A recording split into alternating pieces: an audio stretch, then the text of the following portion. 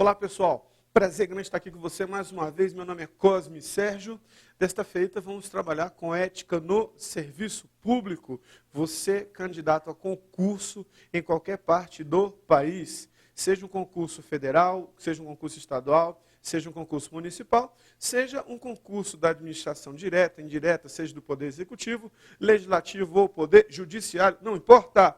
Vamos falar de ética e vamos, logicamente, fazer um link com o Decreto 1171 de 1994. Lembrando que o Decreto 1171 de 1994, que a gente vai estudá-lo também, é um decreto do Poder Executivo, ele tem aplicabilidade em termos de comissão de ética para o Poder Executivo, mas, a gente vai ver daqui a pouquinho, as regras deontológicas, os deveres e as vedações vão se aplicar a qualquer concurso. Então é muito comum, muitas vezes, você ter um concurso do Poder Judiciário, do Poder Legislativo, que solicita o Código de Ética, Decreto 1171 de 1994. Mas daqui a pouquinho a gente fala mais do decreto. Vamos começar a fazer uma introdução. Você que não me conhece, meu nome é Cosme, não sou Damião, não tenho irmão gêmeo, Cosme Sérgio. E vamos trabalhar com ética. Primeira coisa importante que a gente precisa ver com relação à ética é a etimologia da palavra. A etimologia da palavra. Tudo bem? Olha só, muito importante. A palavra moral, vem do latim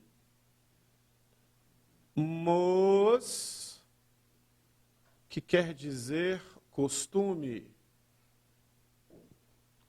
A palavra ética,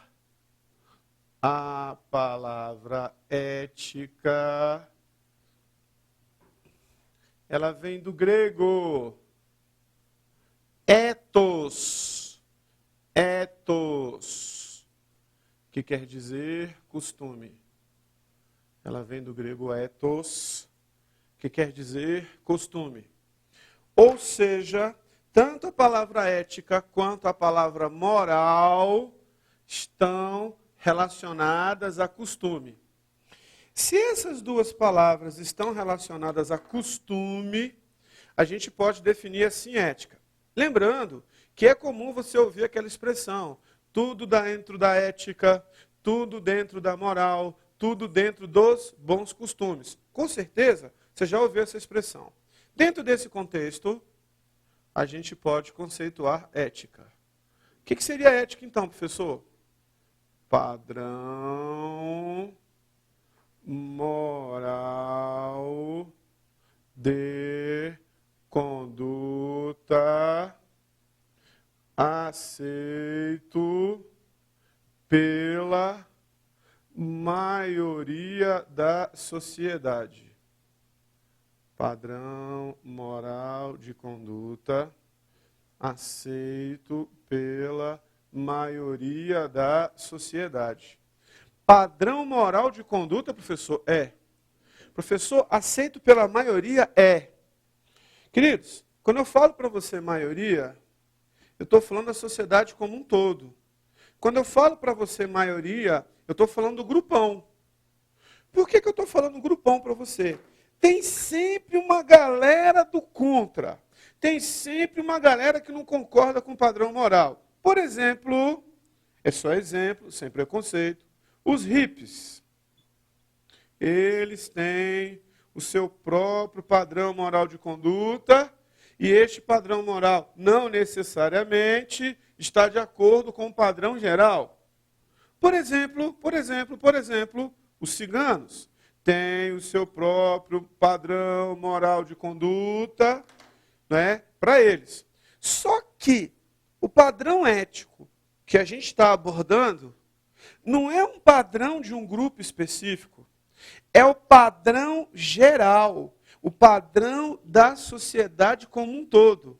Este padrão geral, que é o padrão que vai ser aceito, né, basicamente pelas profissões. Por exemplo, Existe o Código de Ética dos Médicos.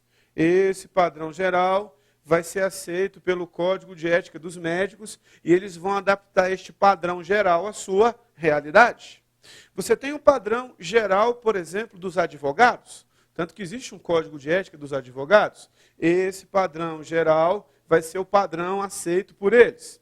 E a gente tem também o padrão geral aceito pelo serviço público.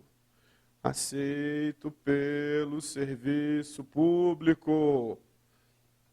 Então, o Código de Ética do Servidor, que a gente vai estudar, você vai ver que não tem nada de absurdo e nada de novo que talvez você não saiba, mesmo que você não conheça o código, não tem nada de absurdo. O Código de Ética do Servidor Público Federal, decreto 1171 de 1994, nada mais é do que um reflexo do padrão geral, padrão moral aceito pela maioria da sociedade.